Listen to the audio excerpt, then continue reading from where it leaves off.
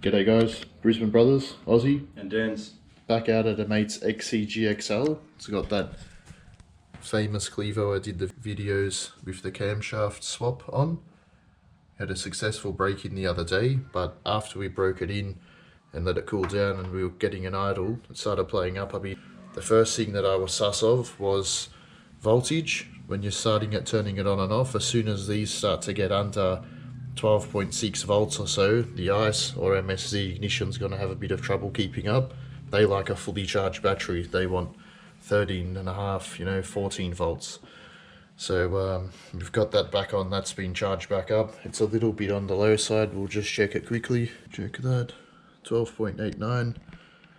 We're going to plug it in and charge it a bit. Yeah. You really want 13.5, 13.6. Below minimum, yeah. Okay, so that's one thing. Second thing was plug gap. So one thing we were a bit sus of was spark plug gap. If you pay attention to detail, just looking at them, you can notice if the gap looks a bit small. Looks like the arm's bent down towards the electrode. This is actually gap now, so it's perfect. Perfect right angle there. ICE recommends 40 thou, which is like 1.01 mil. And we've got our feeler gauge here, 19 thou and 20 thou stacked. So that'll be like 39 thou. And we've gone through and set the gaps. They were all a bit tight. Some of them were ridiculously tight. Just got them perfect here on 39. The tighter the gap, perfect. The shorter the flame, the more spark intensity. The wider the gap, the more flame front to actually burn that fuel. An engine like this absolutely wants more gap. ICE recommends between 30 and 40, but the actual recommendation for a Cleveland is 1.001, which is 40 thou. So that's what we're going for. 40, beautiful. They're done. We'll give them 40. A quick hit with the butane just to clean them up. That's it. Before we put them back in, we'll get the battery charging again. Another little issue we spotted. It's very handy filming part of the job. When we got home and I was watching the video, I noticed that there was an issue where I thought maybe the carby was bent. Relayed it to the guy and he's had a bit of a look into it. This spacer plate was actually warped. So it came off and he's resanded it, gotten it nice and flat. We've come back out with the Falpro gasket to stick on there. It's a lot thicker, sticky. That should get us out of trouble. I'm going to have a quick look at this carby and make sure it's not giving us any issues too, just to rule it out. Seem to have had a bit of an issue with this choke coming on and off the other day, getting a bit funny. So we'll eliminate that. Maybe put a zip tie on, make the choke like inoperable. Alrighty, let's get stuck in. Very nice engine. Make sure you smash that like and subscribe, guys. Heaps of tips there coming at you thick. See these chargers? They're only a pretty basic. How many amp is that fella? Not much. 7,000 milliamp. See, it does need a bit of a charge. I'm sure that would have given a false reading the other day saying it was full. It's actually not full, so we'll get that. A good tip too, guys, is when you charge a battery that's had a bit of stress on it, charge it, let it sit, and then top it back up. I've just given this a quick top up. Got it on here for measuring our 12 volts. So we'll have a quick look here. Retighten the whole intake. 13.3, yeah, it's coming down already. I literally tested this a few seconds ago and it was 13.5. Okay, just a little thing I noticed here, guys, I've put the carby back on. Checked that the carby's centered, because there's obviously a bit of wiggle on those studs. Once the carby's fitted again too, you want to make sure that it opens and shuts with no catching. And then I've noticed this, guys, have a look at the end of that fuel hose. Have a look at that fuel line. It's like almost the same size. So going up like 2 sizes. When we undid this line the other day, there was a pressure there and it went tss, fuel was spraying, and I wondered what was going on, leading to a spike.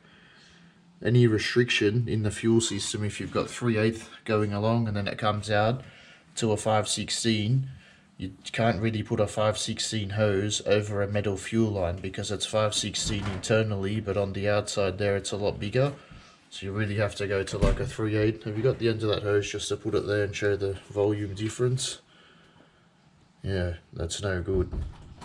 That and that, look at it. You're talking about like 40% flow reduction, maybe 50%. It's not going to be good. You'll make the carby and the fuel pump work overtime. It's not going to be able to control it. Alrighty, we'll swap that out quickly. Just out of curiosity, I'm going to check this battery again now that it's been off the charger for a moment. See what she's doing.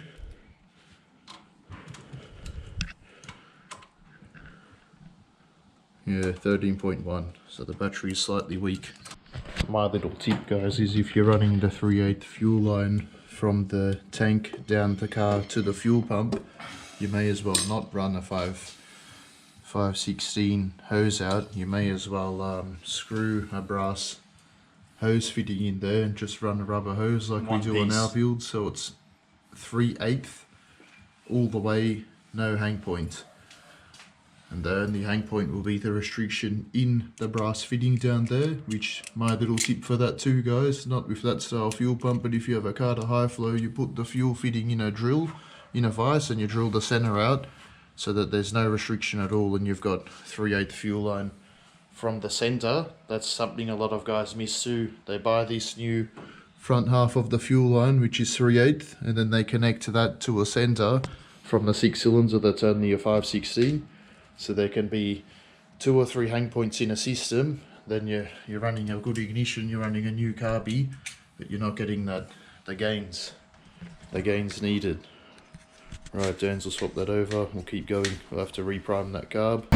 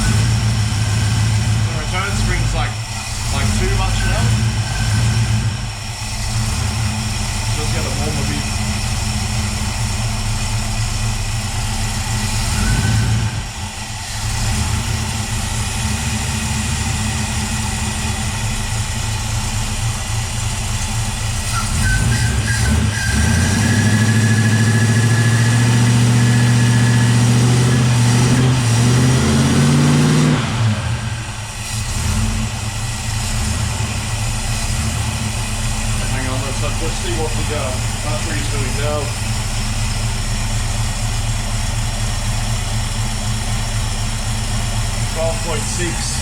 So it's right on the absolute minimal end for the ignition. With a Bosch Dizzy, you'd be perfectly fine there, but it's a little bit. I'd like more voltage. Let it warm up a little bit and find an idle because it's completely cold and we just had to redo the carby. Then we'll put a timing light on, get the timing where it's going to be. When it's warm we can start to actually tune the carby.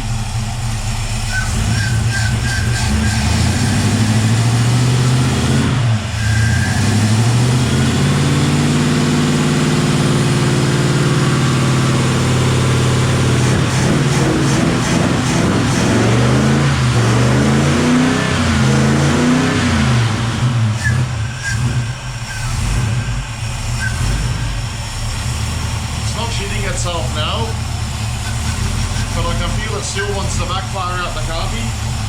Probably needs a little bit more timing, but we got to let it get warm.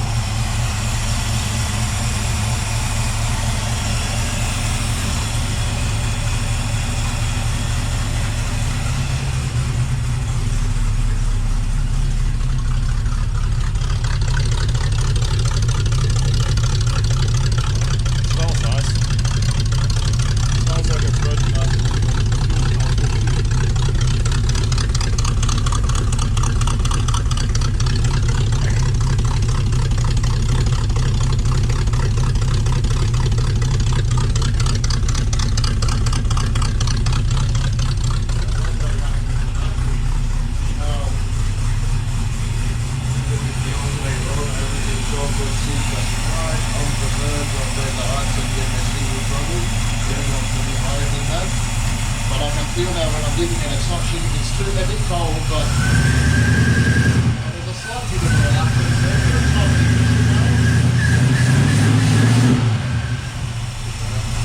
a little bit. Let it heat up. Alright guys, so there's a little series of events that went wrong here. We've noticed the other day when it was popping out the carby, I've knocked the timing back a fair bit. It ended up being a little bit more retarded than we liked. So we've chucked the timing light on now and we've just bumped that up. There wasn't a mark, but I could roughly see, so Dan's gotten down and put a like a white piece of tape on there at 10 degrees, so we know we're going to go to the 12 side. I've got the battery, the eyes green. Let's check this just one more time now and see what happened. See what's happened after turning it on. We know it was at 12.6, 12.78. Nice, so the alternator's starting to charge. We did notice on the ICE paperwork they recommend 13.8 to 14.8. So just quickly point that out, just something to keep in mind, guys. Yeah, when we were talking before about, now they're saying a reading from the alternator, so if you've got a good multimeter you can just check your battery voltage. You want at least 13.8. So if we're starting at 13.1 or 12.6, 12.7, you know what to be done, because when you start that starter motor, it's going to pull 3 volts and it won't return back. You'll still be about down a volt when you hit it off because of things running. Especially for troubleshooting, guys, you want to eliminate anything like that. Alrighty, let's turn that back on now, and do you want to get this? Okay, we're good to go, mate. Crank it back on, we'll have a bit of a look here. Come over here and look at this hard, bro. To retard the DC, you turn it counterclockwise. So we want to retard it, we want to get that line back to there. Pull a bit of timing out of it like so. So that's 10, I want 12 degrees, so we'll go just to the other side of that line. Like so. On the tip, we'll leave that there. We'll nip the DC down gently so it doesn't move. The DC ICE has an earth wire, but they are earth out through the block. If it's not tied, you can have issues with the ignition as well. So let's give it a bit of a rev now and hear the response. Much better. Much better. Now after revving it, let's double check that timing marks. Beautiful, settled in. Now I'll give it a slow and steady rev and we'll start to see what the timing curve is doing that we've put into the ice.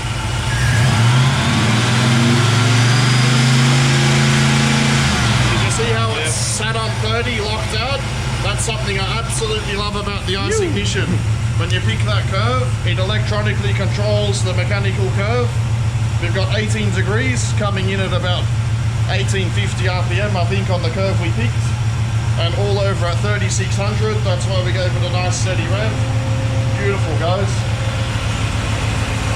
Double check that, it's good to go. Timing's locked in. Beautiful, bro. Job well done. Just one little bit of a... Nice. Very nice. That's it, boys. Beautiful. Let's get a little idle scene of it now.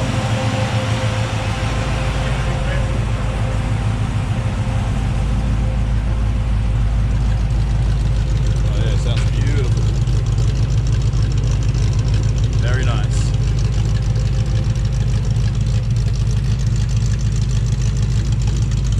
What a beautiful car.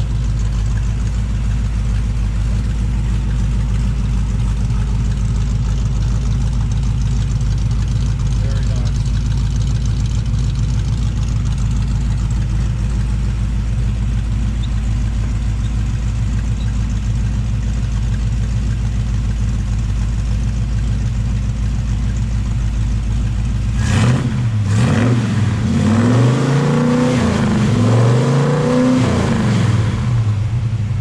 That sounds sweet. That sounds awesome. Can you give it a couple of hits? That's very nice. Give it a couple of reps. So I give it a few little ones? Yeah. We've got to get the tail out, seed.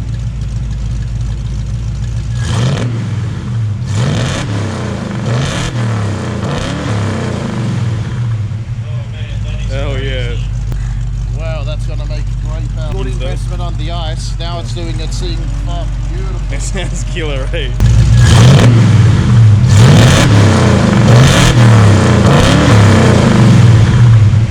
Alright guys, should be a pretty good video there.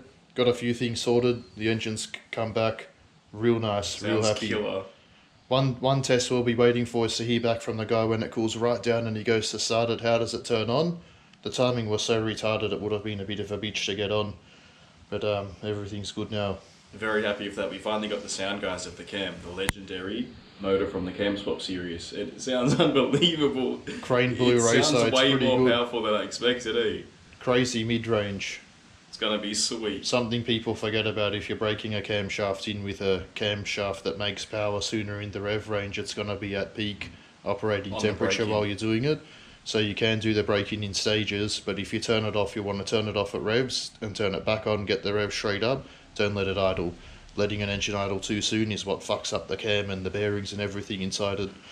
Alright guys, Awesome. make sure you smash the like and subscribe. Thanks for watching.